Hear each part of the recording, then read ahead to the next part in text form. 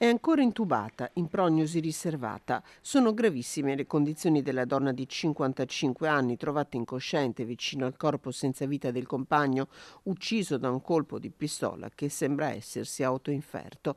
Cosa sia accaduto resta ancora un vero e proprio giallo, anche se sul suo corpo sarebbero stati riscontrati dei segni che potrebbero essere compatibili con quelli di una lotta, segni che rafforzerebbero una delle ipotesi degli inquirenti, quella del tentato omicidio-suicidio.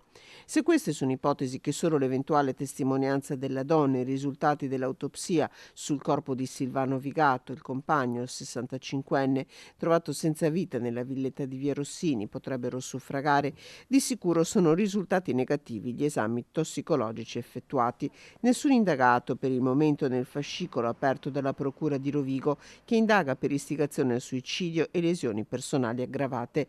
Le indagini dei carabinieri di Este restano aperte a 360 gradi e continuano a vagliare tutte le strade, a partire dalle testimonianze raccolte, tra cui quella di una vicina di casa che mercoledì pomeriggio avrebbe sentito qualcuno litigare nell'abitazione di Vigato, dove poche ore dopo la figlia della 55enne avrebbe scoperto la tragedia e dato l'allarme.